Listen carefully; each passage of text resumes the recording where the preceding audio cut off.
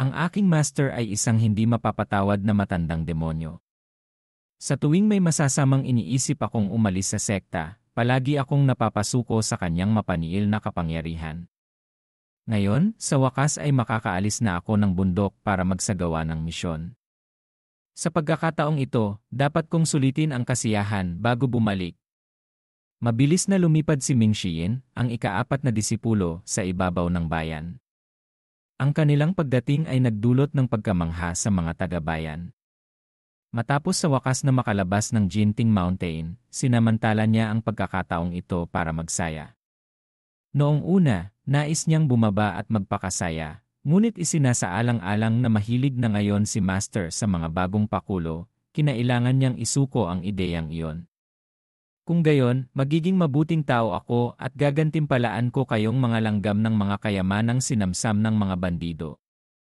Sa mga pag-isip na ito, binuksan niya ang kanyang backpack at itinapon ito pababa patungo sa bayan. Habang nahuhulog ang mga bagay mula sa langit, mabilis na umiwas ang mga tao sa kalsada. Ngunit sa sandaling makilala nila ang ginto at pilak, agad silang bumagsak sa lupa at nagpatira pa. Kasabay nito, nakatanggap si Lu Zu ng notification, 35 katao ang taimtim na sumamba sa kanya, nagbigay ito ng 350 merit points. Ang eksenang ito ay nagpatuwa sa kanya. Pagkaraan ng ilang sandali, dumating si Ming Xiyin sa teritoryo ng Tiger Ridge Gang. Matapang na 8, bold 8. Dumating ako para makita ka. Pagkasabi nito, tumalon siya at lumutang patungo sa mga bundok at kabubatan. Pinuno ng nayon. May mga cultivator sa labas ng nayon na humihingi ng audience. Si Zhu Honggong, na mahimbing na natutulog sa sandaling iyon, ay nakatanggap ng ulat mula sa kanyang mga tauhan. Sabihin mo sa kanya na lumayas. Ginugulo ang aking matamis na panaginip. Kastrulahin siya, ipakain sa mga mababangis na hayop sa likod ng aking nayon. Mula nang malaman na naibalik na ang cultivation ni Master, nabubuhay siya sa patuloy na takot araw-araw. Sa wakas, nakatulog siya ng mahimbing ngayon. Ngunit nalito ang kanyang mga tauhan matapos marinig ang kanyang utos. Nang akmang magpapaliwanag pa sila, biglang isang malakas na tawa ang narinig mula sa labas. Nang marinig ang pamilyar na boses, agad na sumigaw si Zhu Honggong at nahulog sa lupa. Dahan-dahang pumasok ang figura ni Ming Xiyin mula sa labas. Nang makita ang kanyang anyo, hindi mapigilan ni Ming Xiyin na gumawa ng ilang mapanuksong komento. Nang makitang siya lamang ang naroroon, hindi mapigilan ni Zhu Honggong na huminga ng maluwag. Tinako mo ako. Akala ko si Master ang dumating. Si Senior Brother pala. Pang-apat na Senior Brother, balak mo bang sumali sa akin dito? Palagi kong sinasabi na ang Jinting Mountain ay hindi lugar para manatili. Hindi kayang suportahan ng lugar na iyon ang mga tao. Hanggat darating ka, ibibigay ko sa iyo ang posisyon ng Deputy Village Chief. Tigilan mo na. Akala mo ba gusto ko itong lugar mo? Wala man lang itong tarangkahan, sabi ni Ming Xiyin habang naglalakad ng mayabang. Ang kanyang mga tauhan na gustong pumigil sa kanya ay natakot at patuloy na umaatras. Tumabi kayo. Nang makita ito, nanlamig ang kanyang tingin. Pagkatapos, sa paanyaya ni Old Eight, Zhu Honggong, umupo si Ming Xiyin sa pangunahing upuan. Kumunot ang kanyang mga kilay at dumiretso sa punto. May misyon ako sa pagkakataong ito. May kinalaman ka ba sa kaso ng kidnapping at extortion sa lungsod ng Anyang?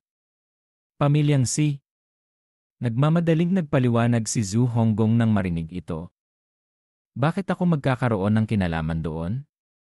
Bukod pa rito, ang pamilyang Si ay mga kamag-anak ng ating junior sister. Kahit na hayop ako, imposible yon. Nang marinig ito, mahinahong nagtanong si Ming Xiyin. Pinatay ko na ang lahat ng bandido.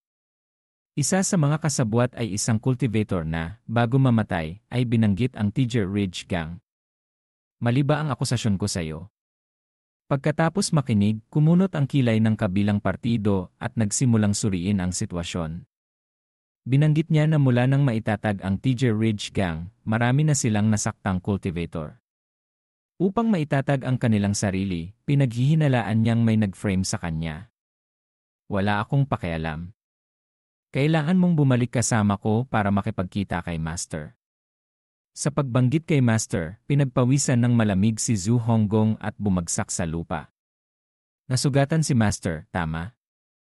Baliwalain mo na lang ito. Bakit mo ito masyadong sineseryoso? Pagkatapos ng lahat, aalis ka rin naman sa Jinting Mountain sa malaot madali. Manahimik ka. Ikaw na traidor na nagpaparumi sa Master at mga ninuno. Ang lakas ng loob mong magsabi ng ganyang mapanghimagsik na salita sa harap ko. Lumuhod ka. Nang marinig ito, bumagsak si Zhu Honggong sa lupa at humingi ng tawad, nanginginig ng hindi mapigilan ang kanyang laman. Kanina lang, tinalo ni Master ang nangungunang 10 nascent divinity tribulation expert ng mundo ng cultivation.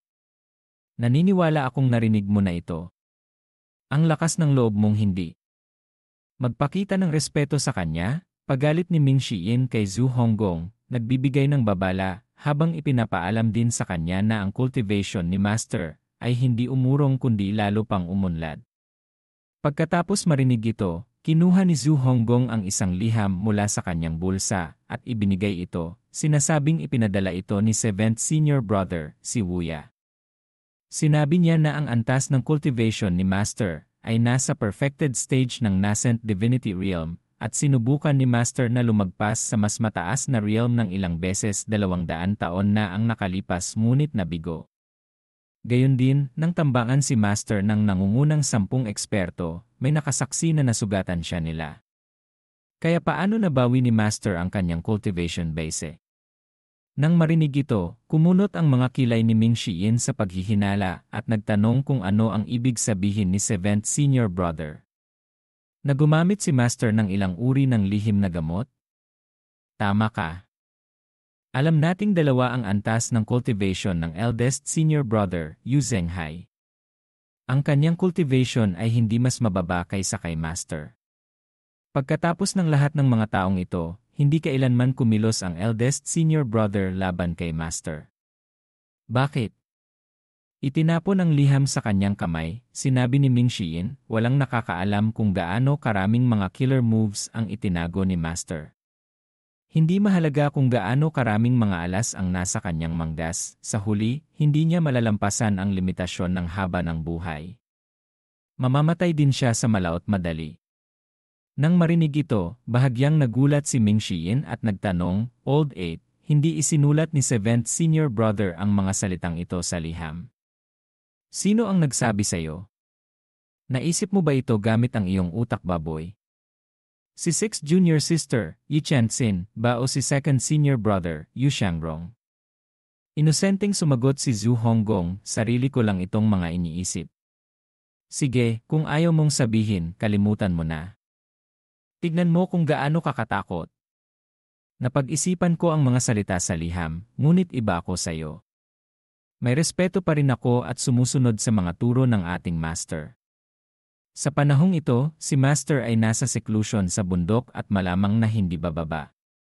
Dapat kang manatiling masunurin sa Tiger Ridge Gang at iwasan ang pagdudulot ng gulo. Mabuti na lang at hindi ako inutusan ni Master na patayin ka. Pagkatapos marinig ito, tuwang-tuwa si Zhu Honggong at mabilis na nagpasalamat kay Ming Xiyin, yumuko ng magalang. Siguraduhin mo ring imbestigahan ng maigi ang tungkol sa mga bandido. Kailangan kong mag-ulat pabalik kay Master, sabi ni Ming Xiyin, nag-iwan ng isang natitirang imahe bago nawala ng walang baka sa isang iglap. Pagkaalis niya, hindi mapigilang manginig si Zhu Honggong, nanginginig ang kanyang mga binti. Mabilis na nagtanong ang kanyang mga tauhan kung ano ang nangyari. Kinakabahang sumagot si Zhu Honggong, wala ito. Huwag kayong magpanik. Manatiling kalmado. Sa sandaling ito, lumitaw sa kanyang isipan ang figura ni 7th senior brother at hindi niya mapigilang makaramdam ng ginhawa. Muntik na. Tama si 7th senior brother. Ngayon, natuklasan ni Lu Zhu na dahil sa katandaan, masyadong matanda na ang mga meridian, kulang sa sigla ang Dantian at Sea of Chai na nagpapahirap sa pag-ipon ng enerhiya. Sa madaling salita, ang mga teknik sa aking isipan ay angkop para sa mga disipulo. Sa pag-isip nito, umiling si Luzu nang walang magawa. Ang kondisyon ng matandang ito ay talagang hindi komportable.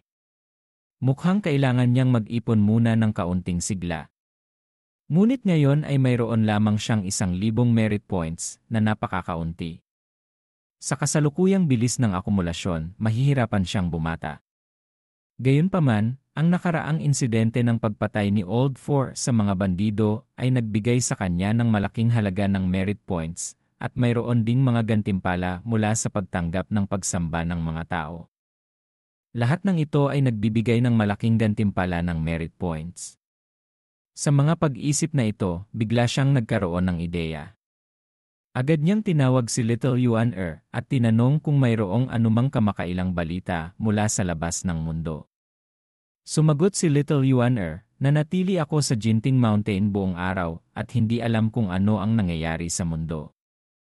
Ito ay isang problema. Kalmadong nagsalita si Luzhou. Mayroong isang istasyon sa Tonsi, ang bayan na pinakamalapit sa Jinting Mountain. Madalas humihinto doon ang mga cultivator upang magpahinga at magbahagi ng impormasyon, habang ang iba ay magbabayad sa kanila para sa impormasyon. Maaari kang pumunta doon upang magtanong. Nang marinig na maaari siyang umalis sa Jinting Mountain, tuwang-tuwa si Little Yuan-er at nagtanong ng may yuko, totoo po ba? Bakit ka napakasaya? Napipressure ka bang manatili sa bundok? Hindi po, hindi po. Matagal na po kasi akong hindi nakakalabas, kaya medyo naiinip lang po ako. Nang marinig ito, nagbigay ng utos si Luzhou. Kung gayon, pumunta ka. Tandaan, hindi mo dapat basta-basta ibunyad ang iyong pagkakakilanlan at hindi ka dapat pumatay ng walang pinipili. Ngunit paano kung may mambubuli sa akin? Nang marinig ito, marahang tinapik ni Luzhou ang kanyang ulo. Hindi siya naniniwala na mabubuli ang kanyang disipulo. Kung walang manggugulo sa akin, hindi ako manggugulo. Ngunit kung may manggugulo sa akin, tiyak nagaganti ako. Naiintindihan mo? Naiintindihan po. Susundin ng iyong disipulo ang iyong mga utos.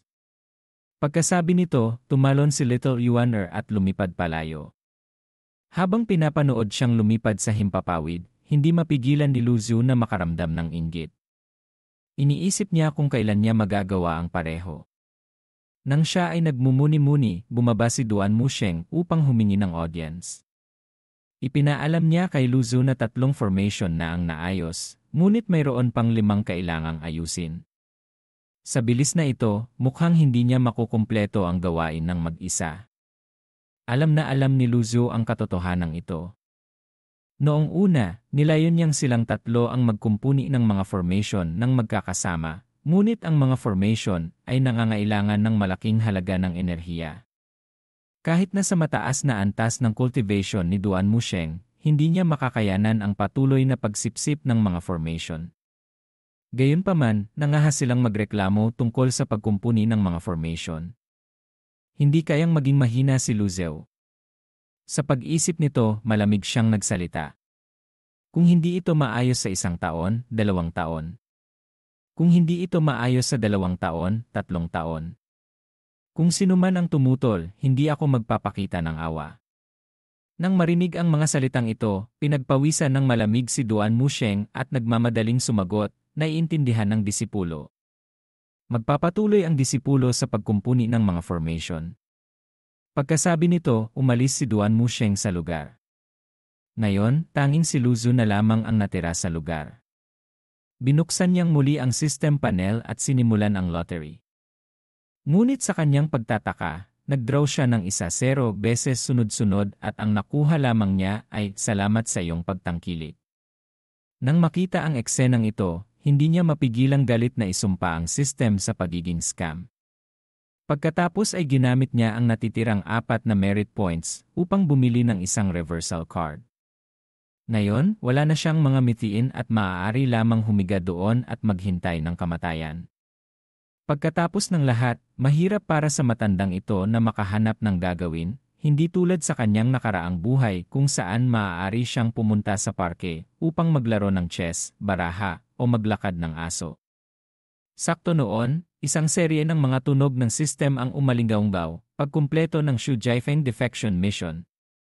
Gantimpala, 200 merit points. Hostility value ni Xu Jiafeng na reset sa 0, katapatan tumaas ng 0%. Gantimpala ng 200 merit points para sa pagpatay ng 2 elder. Nang marinig ito, nagliwanag ang mga mata ni Lu Zhu at pinuri si Zhao Yu sa paggawa ng magandang trabaho. Habang masaya siya, lumutang ang figura ni Ming Xiyin mula sa ibaba ng bundok. Disipulo, nakumpleto ang misyon laban sa lahat ng pagsubok at dumating upang magulat kay Master. Tumingin sa kanya si Lu Zhu at kumunot ang kanyang mga kilay dahil bumaba sa 58 puntos ang katapatan, malinaw na nagpapahiwatig ng problema. Nang makitang hindi nagsasalita si Master, nagpatuloy si Ming Xiyin. Pagkatapos patayin ang mga bandido, agad akong nagpadala ng carrier pigeon pabalik at pagkatapos ay pumunta sa Tiger Ridge Gang upang makita si 8th Junior Brother, ibig kong sabihin, upang makita ang mga traidor si Zhu Honggong. Binigyan ko siya ng magandang leksyon. Nang matapos ang kanyang ulat, tahimik siyang naghintay sa tugon ni Lu Zhu. Gayunpaman, nang makitang nanatiling tahimik si Master, idinagdag niya, lahat ng sinabi ko ay totoo. Hindi ako nangangahas na magsalita ng anumang kasinungalingan. Sa sandaling ito, mahinahong nagsalita si Lu Zhu. Magaling ang ginawa mo sa pagkumpleto ng iyong misyon. Gayunpaman, kumusta ang investigasyon sa kidnapping ng kamag-anak ng ating junior sister? Sumagot si Ming Xiyin na ang bagay ay iniimbestigahan pa rin, at sinabi ni Zhu Honggong na wala siyang kinalaman dito. Pinag-isipan itong mabuti ng disipulo at napagtanto na si Zhu Honggong ay walang dahilan para gawin ang ganoong bagay, lalo na't sangkot dito ang kamag-anak ng ating junior sister. Bagaman nagtaksil siya sa sekta, hindi naniniwala ang disipulo na kaya niyang gumawa ng ganoong kalupit na gawain. Nang marinig ito, tumango si Lu Zhu. May punto ka. Ngunit bukod sa nanginig ang puso ni Ming Xiyin nang marinig ito at kinabahan siya. Pagkatapos ay nagkunwari siyang walang alam.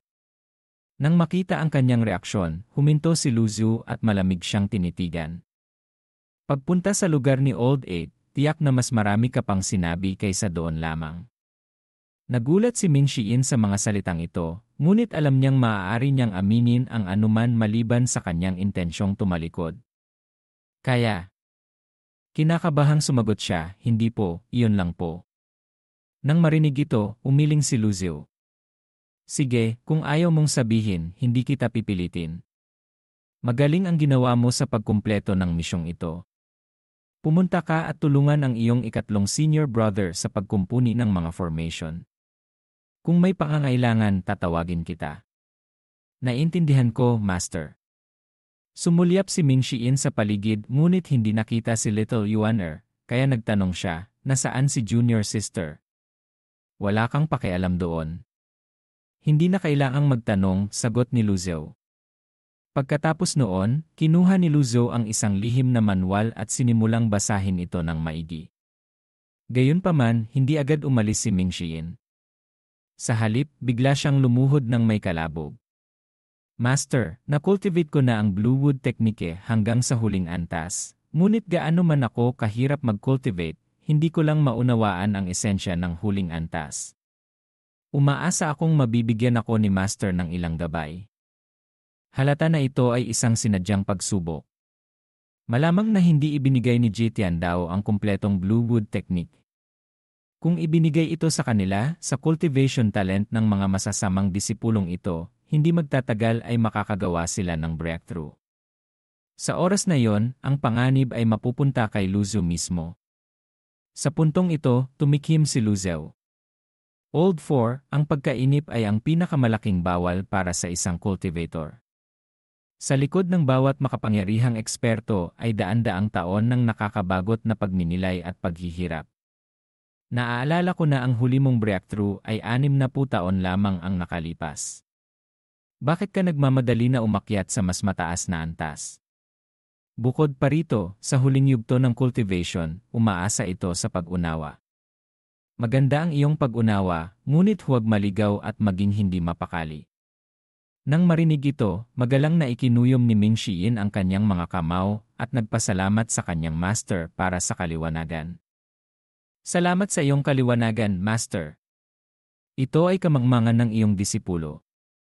Mayroon din akong isang boxing teknike na ginagamit ko kamakailan, ngunit tila hindi ito tama. Nais kong humingi ng iyong gabay, master. Kumunot ang mga kilay ni Lu Zhu at nagtanong kung ano ang mali dito. Hinala niya na ang masamang disipulong ito ay malamang na nakarinig ng ilang chismis mula kay Old Eight na nagdulot ng hinala na humantong sa pagsubok na ito. Kung tatanggi siya, lalo lamang siyang magiging kahina-hinala. Gayunpaman, kung papayag siya, kailangan niyang malaman kung paano siya gagabayan. Mystic Enlightening Realm na nagtuturo sa Divine Court Realm. Ito'y parang paghiling sa isang bata na turuan ang isang matanda. Hindi ko magagamit ang mahalagang peak experience card, tama? Pakiramdam ko ay hindi mailalabas ng boxing technique na ito ang buong lakas nito. Pakiramdam ko ay may humaharang dito kapag sumusuntok ako. Nagkunwaring na natiling kalmado si Lu Zhu at tumango. Ipakita mo sa akin sa labas ng pavilion. Naiintindihan ko, master. Dahan-dahang tumayo si Ming Xiyin at pagkatapos, sa isang magaang tapik ng kanyang mga daliri sa paa, lumutang siya sa himpapawid na kasinggaan ng isang layang-layang. Patuloy siyang gumagalaw at umiiwas, sumusuntok kaliwat kanan, nag-iwan ng mga bakas ng afterimage sa hangin. Ang mga nakapalibot na airwave ay patuloy na gumugulong palabas. Pagkatapos ng ilang suntok, lumutang siya sa himpapawid at sumigaw, "Master, ito ang suntok." Sa sandaling ito, hindi mabilang na mga anino ng suntok ang nagtipon at tumama patungo sa pader ng bundok. Sa isang malakas na bang, maraming bato ang nagkalat sa lahat ng direksyon. Pagkaraan ng ilang sandali, lumapag si Ming Xiyin pabalik sa lupa sa labas ng pavilion. Malalaking bato ang patuloy na bumabagsak, mabuti na lang at hindi naapektuhan ang maliit na pavilion. Huminto sandali si Lu Zhu, medyo napahiya. Sa totoo lang, hindi niya talaga ito nakita ng malinaw. Sa kanyang kasalukuyang antas ng cultivation, hindi niya masabayan ang bilis ni Ming Xiyin. Gayunpaman, batay sa kanyang alaala, alam niya na ang set ng boxing teknike na ito ay tunay ngang itinuro kay Ming Xiyin ni Ji Tiandao. Walang mali sa suntok na ito, ngunit dahil sa kakulangan ng huling set ng mga oral instruction, lubos na nabawasan ang kapangyarihan nito. Pagkatapos mag-isip sandali, mahinahong nagsalita si Lu Zhu. Ang iyong suntok ay umabot na sa esensya nito, at walang problema dito. Pagkatapos ay tila may naalala siya, at nagalit ang kanyang ekspresyon habang suminghal siya. Old Four, naiintindihan mo ba ang iyong pagkakamali? Natakot si Ming Xiyin sa mga salitang ito, at malamig na pawis ang bumuhos sa kanyang mukha. Agad siyang lumuhod sa lupa, malakas na iniuntog ang ulo sa pagsisisi. Naiintindihan ko ang aking pagkakamali. Hindi ko kailanman lolokohin si Master. Nakaramdam siya ng matinding pagkakasala sa sandaling ito, na parabang naramdaman niya na ang kanyang mga aksyon sa lugar ni Old Eight ay ganap ng nalantad sa kanyang master. Old 4. Marahang hinaplos ni Lu Zhu ang kanyang balbas at tumingin sa isang kalapit na higanteng bato. Gaya ng inaasahan, lumitaw si Duan Musheng mula sa malapit sa susunod na segundo, lumulutang. Yamang nandito ka na, maaari ka nang lumabas ng hayagan. Sa tingin mo ba hindi ko alam na nagtatago ka sa sulok? Nang marinig ito, si Duan Musheng, na nakaluhod sa lupa, ay mabilis na umamin sa kanyang pagkakamali.